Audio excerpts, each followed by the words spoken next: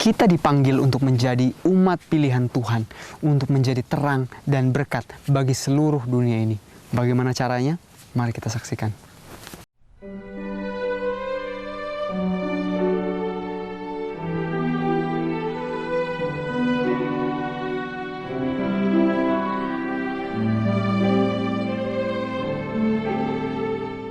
Kita telah sampai di bab terakhir dari buku Kebahagiaan Sejati. Bab yang ke-13 dalam judul Kebahagiaan Sejati.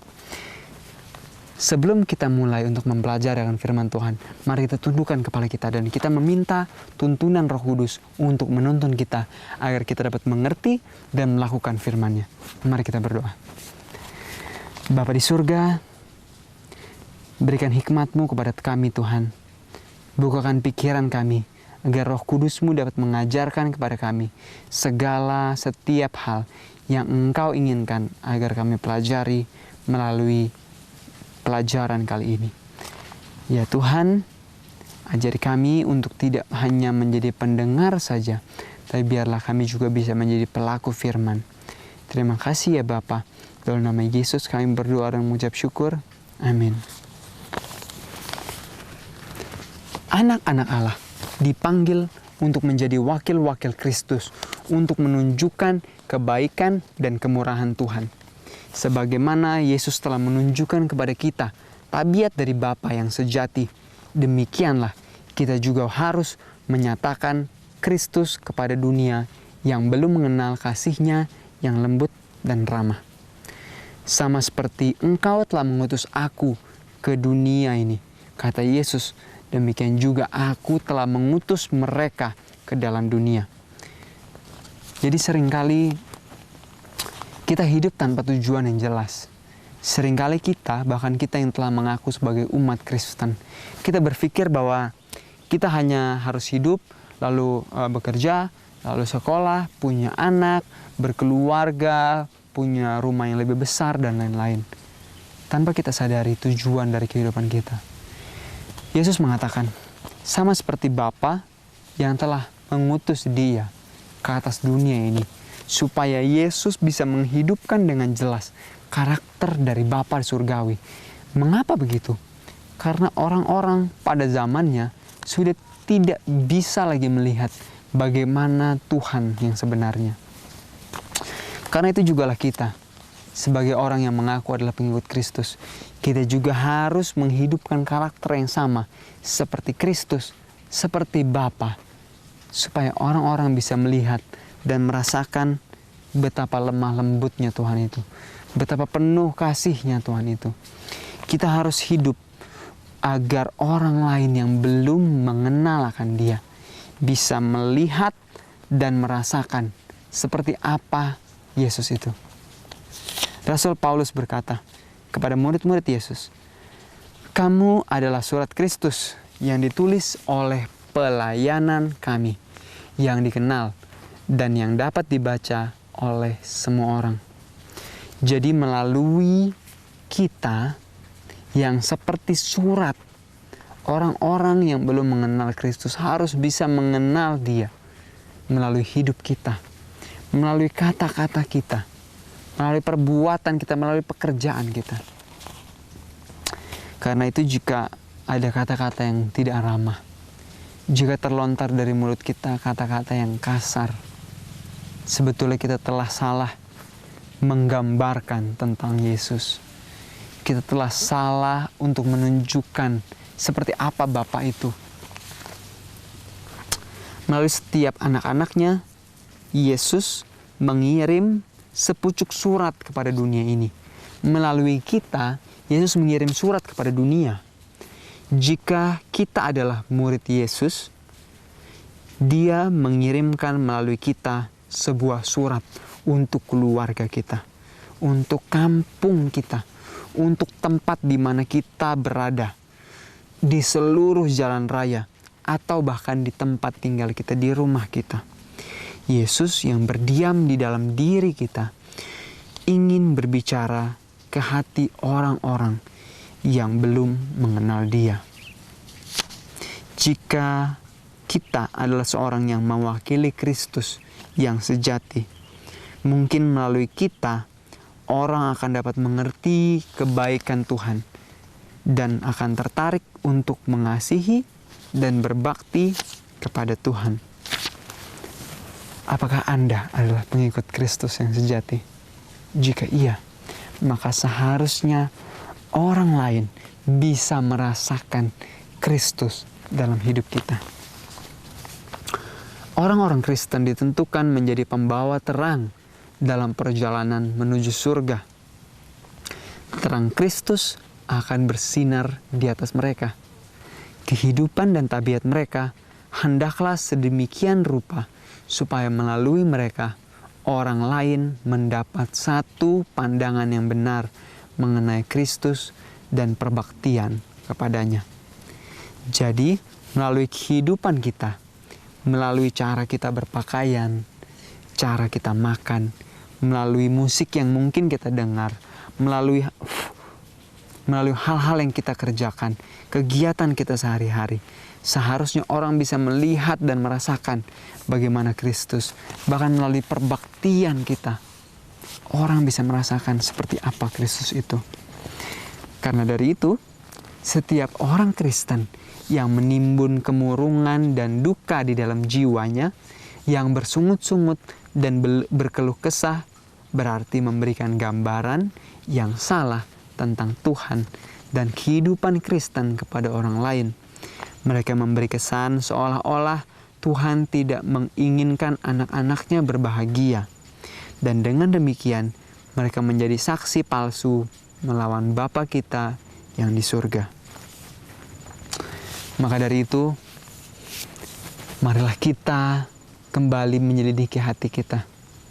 Jika kita sadar bahwa kita adalah orang yang pemarah, yang tidak bisa menahan kata-kata kita mungkin. Kita adalah orang yang suka bertengkar, atau kita adalah orang yang sering sedih, sering murung, sering kecewa di hadapan orang lain. Marilah kita menyelidiki hati kita, minta Tuhan untuk mengubahkan hidup kita. Kenapa? Agar orang lain tidak salah untuk melihat dan menilai bagaimana kehidupan pengikut Kristus itu. Setan bergembira apabila dia dapat memimpin anak-anak Tuhan ke dalam sikap ingkar dan murung. Dia gembira melihat kita tidak percaya kepada Tuhan dan meragukan kesediaan dan kuasanya menyelamatkan kita. Setan berusaha menampilkan Allah sebagai yang tidak mempunyai kasih dan kelembutan. Diisinya benak kita dengan pikiran-pikiran yang salah tentang Tuhan. Perhatikan ini. Inilah satu hal yang setan selalu ingin tanamkan. Bahwa Tuhan itu kejam, Tuhan itu tidak adil, Tuhan itu jahat, dan lain-lain. Sehingga apa yang terjadi? Lihat pengikutnya murung, sedih, terbeban, bingung, stres, pemarah, dan lain-lain. Sedangkan sangat bertolak belakang dengan itu. Bahkan di film-film kita melihat banyak tokoh-tokoh yang digambarkan sebagai tokoh Tuhan, tokoh dewa. Seringkali digambarkan bahwa mereka adalah orang yang jahat, orang yang tidak punya kasih, orang yang seringkali menimpakan kesalahan tanpa menunggu terlebih dahulu agar orang tersebut bertobat.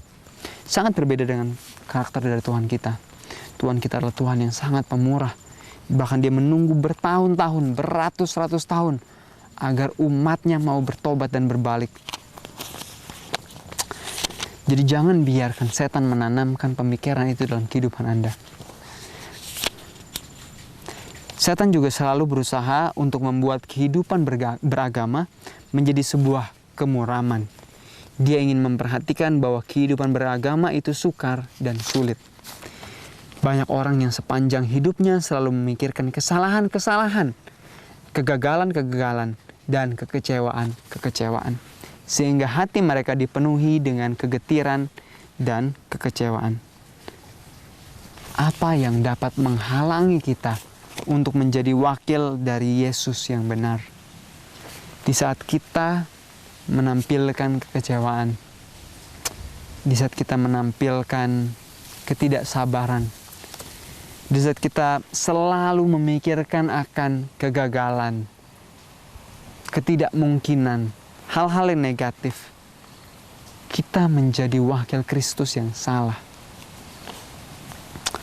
Sama seperti sebuah taman di mana terdapat bunga-bunga yang indah dan cantik. Ada orang-orang yang fokus kepada bunga, menikmati keindahan alam. Tapi ada juga yang fokus kepada duri. Kita tahu banyak tanaman seperti bunga mawar, mereka berduri.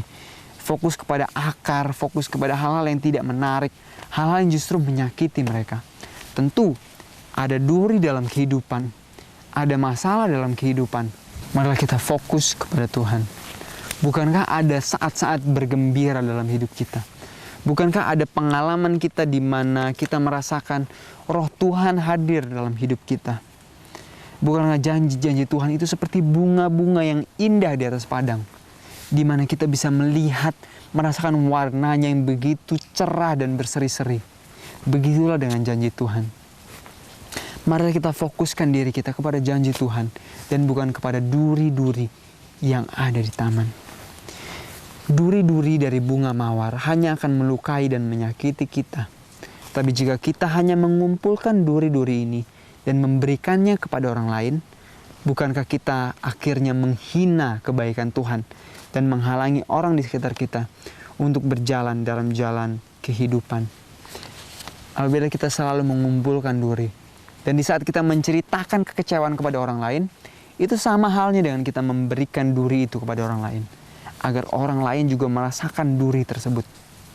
Maka dari itu, ada baiknya jika Anda kecewa, Anda sedih, atau bahkan Anda marah, kesal dengan orang lain. Pastikan hal pertama dan orang terakhir yang Anda ceritakan adalah kepada Tuhan saja, bukan kepada manusia. Jangan berharap bahwa di saat Anda menceritakannya kepada manusia, kekecewaan Anda akan hilang. Jangan berpikir di saat Anda menceritakan kegelisahan Anda, pergumulan Anda, kebencian Anda kepada orang lain, maka semua itu akan hilang. Justru yang terjadi adalah sebaliknya. Akan semakin tersebar, lebih banyak orang yang tahu, lebih banyak orang yang menjadi bingung, lebih banyak orang yang berpikiran negatif tentang masalah yang Anda hadapi. Filipi 4 ayat 8.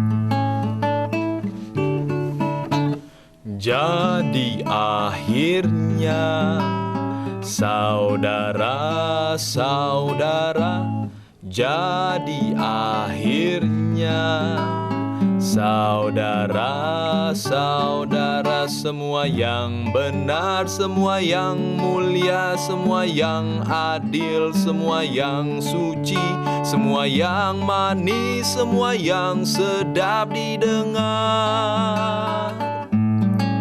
semua yang disebut kebajikan dan patut dipuji, pikirkanlah semuanya itu. Jadi akhirnya saudara-saudara, jadi akhirnya saudara-saudara, semua yang benar, semua yang mulia, semua yang adil, semua yang suci, semua yang manis, semua yang sedap didengar, semua yang disebut kebajikan dan patut dipuji, pikirkanlah semuanya itu.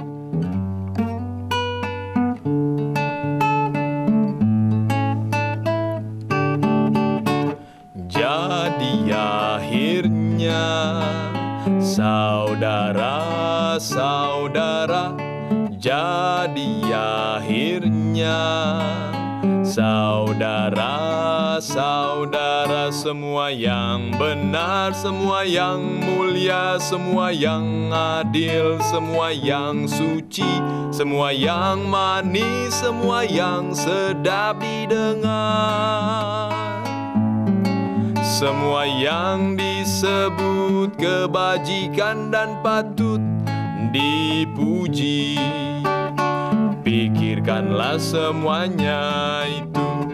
Filipi 4 ayat 8.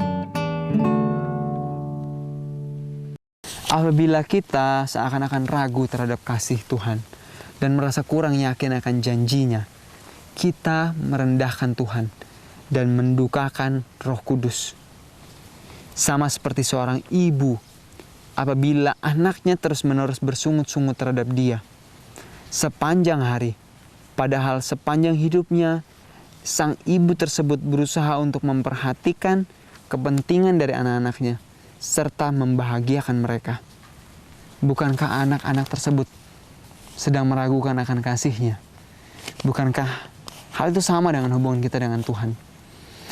Apabila kita lebih sering untuk meragukan akan kasih Tuhan, lebih sering merengek-rengek, lebih sering merasa kecewa dan mengumbar-umbar kekecewaan kita.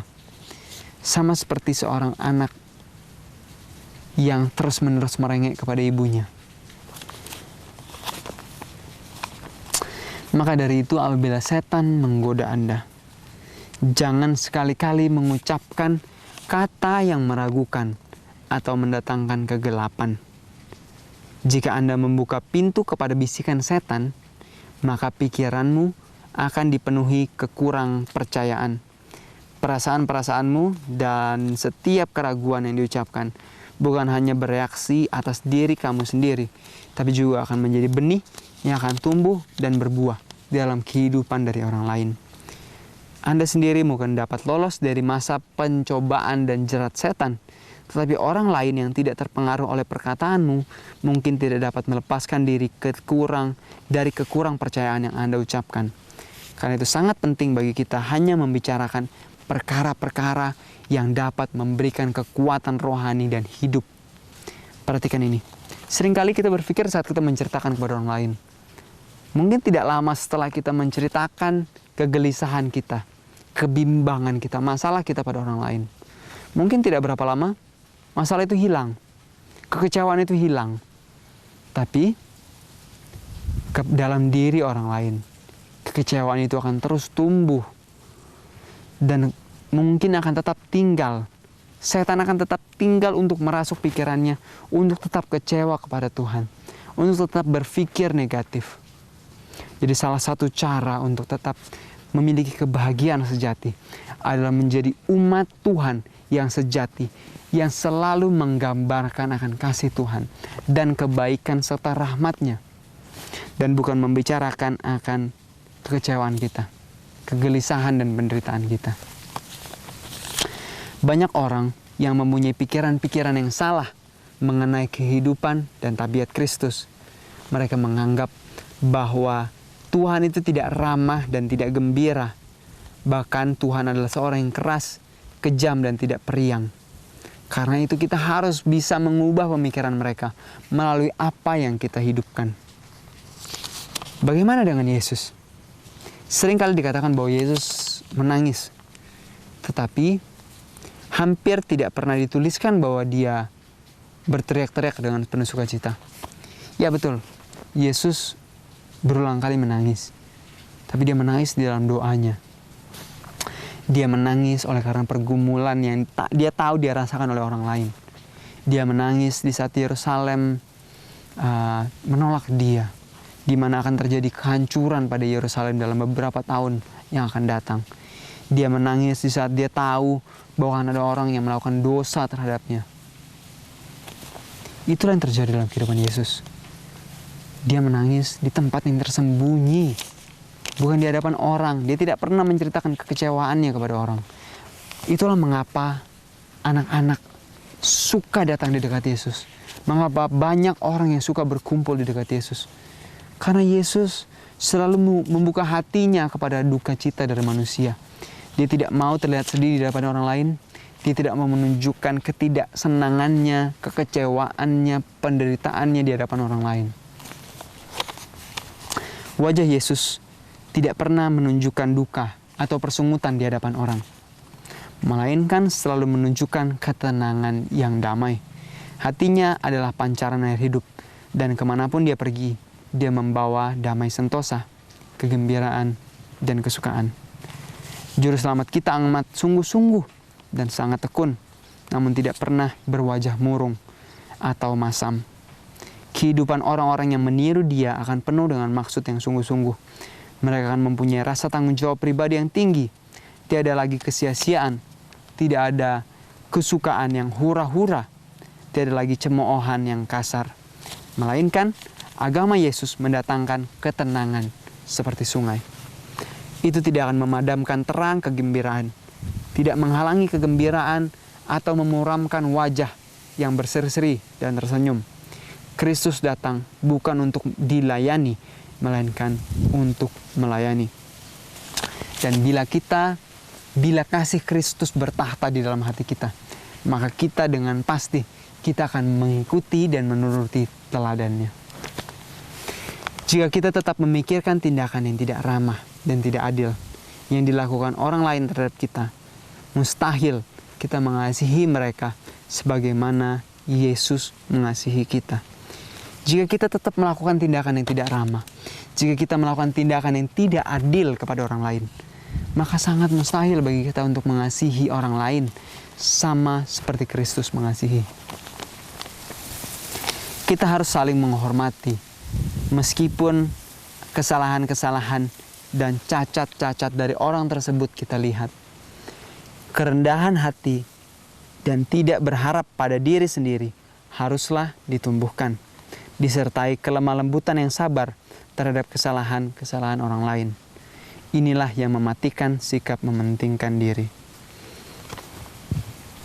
Begitu banyak kesulitan yang mengganggu dipinjam.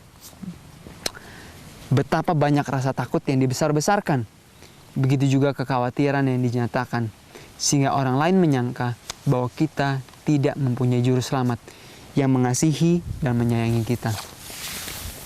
Jadi bukan hanya kita memikirkan akan kekecewaan kita, seringkali kita meminjam rasa kecewa tersebut. Seringkali kita membesar-besarkan rasa takut yang belum terjadi. Seringkali kita menjadikan itu beban kita. Marilah kita arahkan pandangan kita kepada Kristus. Jika kita mengasihi Kristus dan mau menuruti akan teladannya.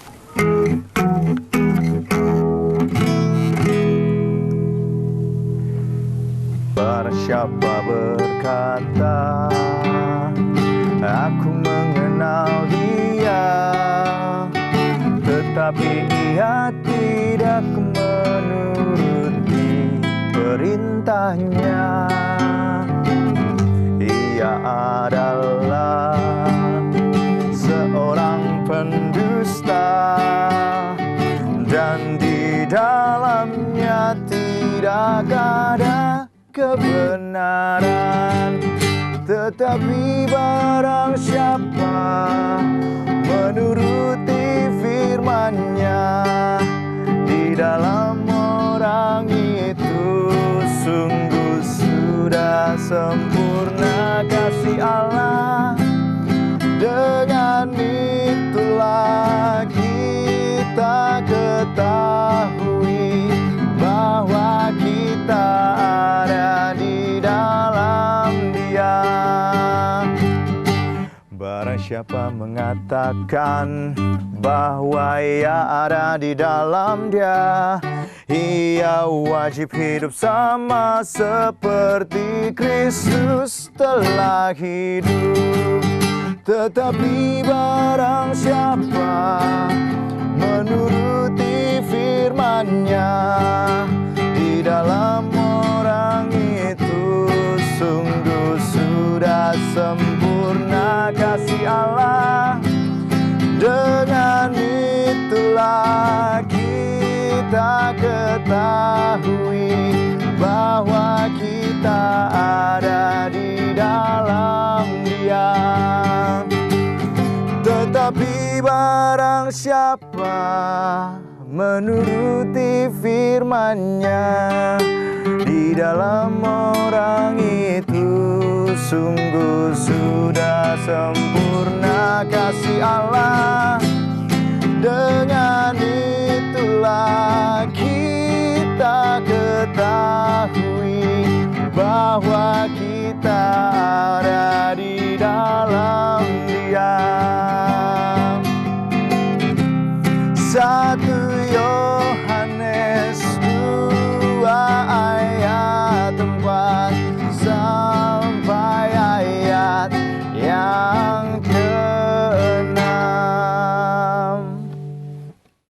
Kristus sendiri hidup dengan beban di hatinya, di mana dia menanggung dosa kita semua umat manusia.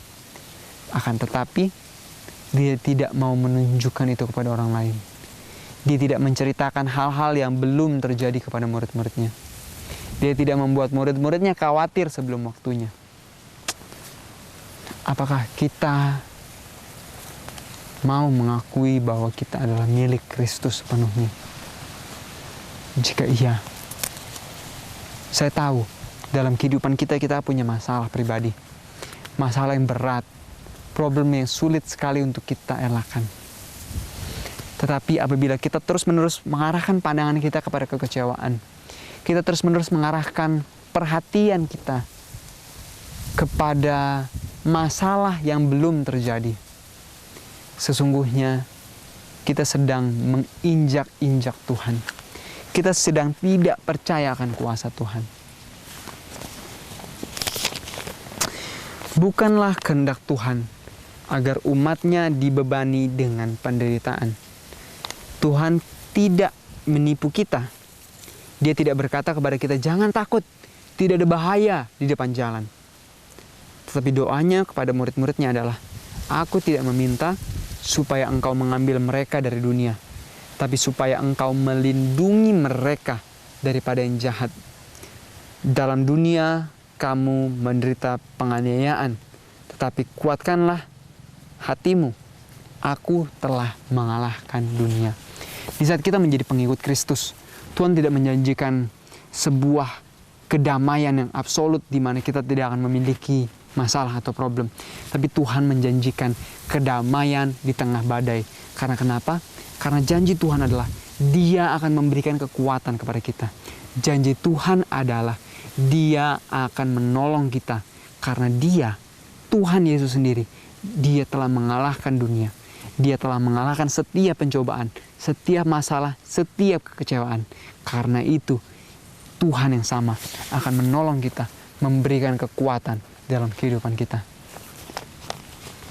Kristus menunjukkan kepada murid-muridnya bunga di padang yang tumbuh dengan subur. Dikatakan, perhatikan bunga bakung di ladang yang tumbuh tanpa bekerja, tanpa memintal. Jika kita perhatikan setiap tumbuhan, tanaman, yang mereka tidak menyimpan kekecewaan mereka. Mereka tidak bertanya dalam diri mereka, aduh, bagaimana saya tumbuh nanti? Dari mana saya dapat air? Dari mana saya dapat pupuk? Dari mana saya bisa melakukan ini dan itu dan lain-lain? Tidak. Mereka hanya fokus, mereka hanya percaya saja kepada Tuhan. Jika Tuhan, seniman ilahi itu, mengaruniai kembang yang sederhana, yang hanya berumur 1 hari saja, lalu keindahan dan warna yang beraneka ragam itu akan hilang. Anda bisa bayangkan pemeliharaan seperti apa yang Dia akan berikan di dalam kehidupan kita apabila kita percaya pada firman-Nya. Tuhan mau agar semua anak-anaknya, lelaki dan perempuan, berbahagia, penuh damai dan menurut. Kebahagiaan yang diperoleh dari motif-motif yang mementingkan diri itu tidak baik. Jadi Tuhan ingin agar kita bahagia.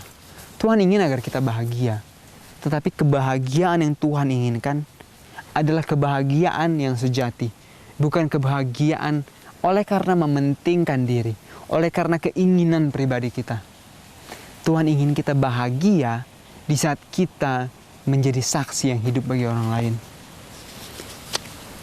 Kebahagiaan yang mementingkan diri hanya akan sebentar saja berlalu, sehingga setelah itu jiwa kita akan kembali merasa sunyi dan duka.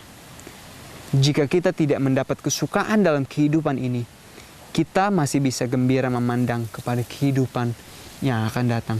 Mungkin dalam hidup kita merasa kesusahan. Ada problem yang sangat besar yang selalu terjadi dalam hidup kita. Tapi itu bukan berarti kita harus ragu kepada Tuhan. Walaupun sulit, jangan pernah ceritakan kegelisahan Anda pada orang. Walaupun sulit, jangan pernah ragu kepada Tuhan. Kenapa? Marilah kita arahkan pandangan kita kepada kehidupan kekal nanti. Sebuah kebahagiaan yang tiada taranya, yang tanpa henti, tidak ada kata akhir dari kebahagiaan kita bersama Tuhan nanti.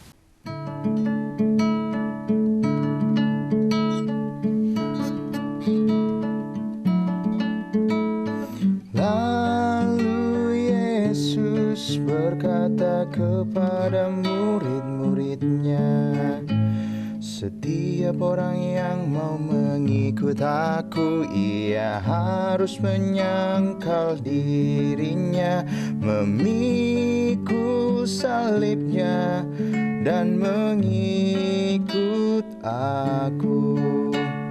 Setiap orang yang mau mengikut aku, ia harus menyangkal dirinya, memikul salibnya, dan mengikut aku. Lalu Yesus berkata kepada murid-muridnya, setiap orang yang mau mengikut aku, ia harus menyangkal dirinya, memikul salibnya, dan mengikut aku. Lalu Yesus berkata kepada murid-muridnya, setiap orang yang mau mengikut aku, ia harus menyangkal dirinya, memikul salibnya, dan mengikut aku. Setiap orang yang mau mengikut aku, ia harus menyangkal dirinya, memikul salibnya, dan mengikut aku. Matius 16 ayat 24.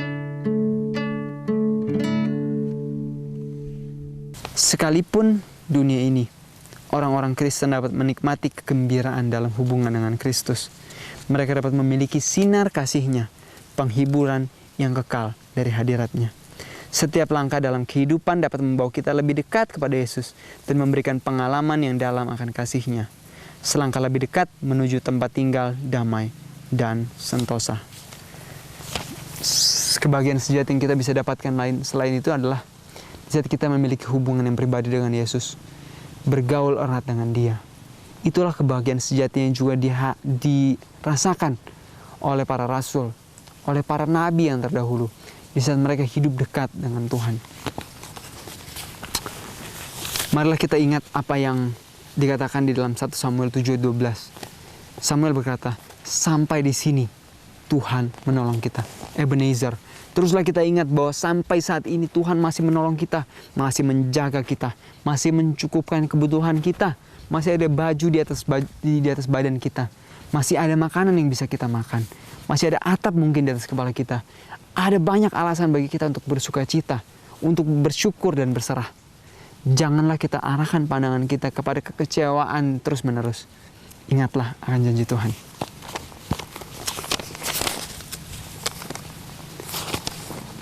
Melihat kepada warisan mulia yang Tuhan akan janjikan, yang akan dapat kita miliki nanti.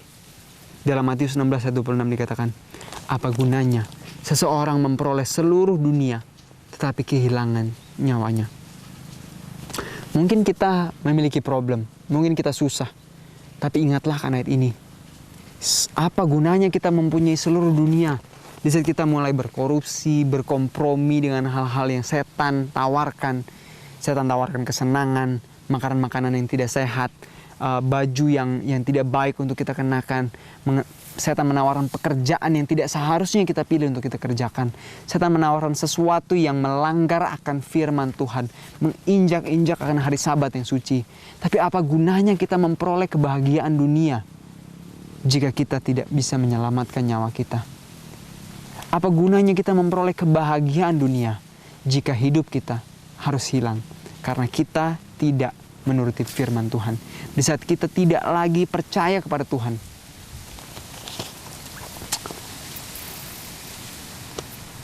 Jiwa yang ditebus dan disucikan dari dosa dengan segala kuasa yang mulia akan dibaktikan untuk melayani Tuhan. Tidaklah ternilai harganya. Maka terdapatlah satu kegembiraan di surga di hadapan hadirat Tuhan dan malaikat-malaikat yang suci atas satu jiwa yang telah ditebus. Salah satu kebahagiaan yang lain adalah apabila kita telah menyadari bahwa kita telah ditebus. Kita telah menyadari bahwa Tuhan memilih kita untuk menjadi umat-Nya. Tuhan juga rindu kita membaktikan kehidupan kita sepenuhnya. Bukan setengah-setengah. Sepenuhnya untuk melayani Dia. Bahkan dalam setiap hal terkecil dalam hidup kita. Di saat kita melakukan aktivitas-aktivitas dalam hidup kita. Ingatlah bahwa segala sesuatu kita lakukan bukan untuk manusia, bukan untuk menyenangkan orang lain, tapi untuk Tuhan. Marilah kita belajar lagi untuk melakukan segala sesuatunya untuk Tuhan dan bukan untuk manusia. Kolose 3 ayat 23.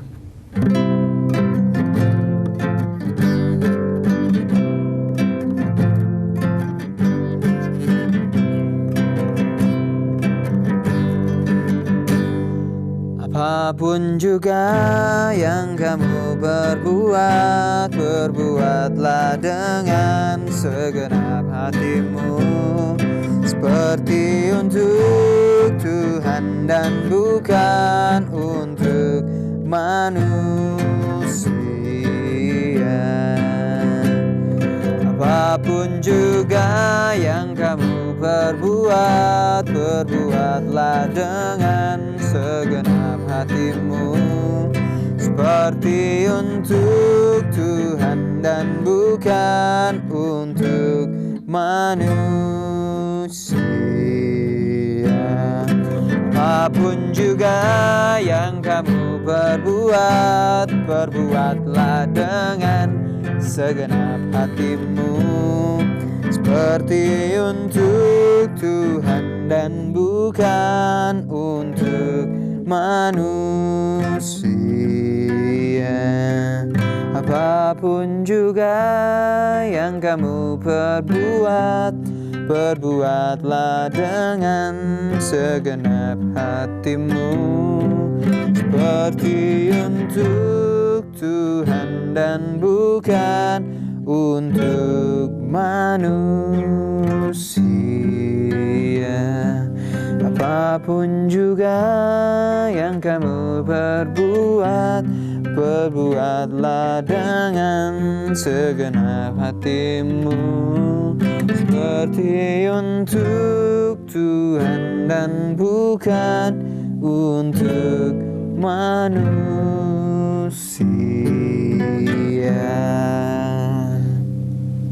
Buku Kolose 3 ayat 23.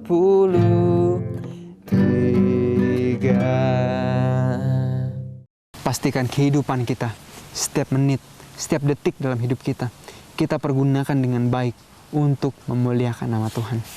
Dan kebahagiaan yang tak terhingga adalah di saat satu jiwa yang telah ditebus itu, mereka bertobat dari jalan-jalan yang jahat, dan seluruh surga akan bersukacita. Kebahagiaan sejati yang akan para malaikat rasakan dan Tuhan rasakan. Tuhan telah menebus kita dari dosa. Tapi itu tidak cukup sampai di sana. Harus ada respon kita. Apakah kita mau menerimanya? Tuhan menjanjikan kepada kita surga, tempat yang indah untuk kita tinggal. Tapi apakah kita mau percaya kepadanya dan melakukan segala firman-Nya? Karena iman tanpa perbuatan sama halnya dengan mati. Marilah kita menjadi pelaku firman. Janganlah kita membicarakan kekecewaan kita, menceritakan hal-hal negatif. Janganlah kita menjadikan pikiran kita tercemar oleh hal-hal buruk. Tapi marilah kita arahkan pandangan kita kepada Tuhan. Mari kita serahkan hidup kita kepada Tuhan. Mari kita melayani Dia dengan segenap hati.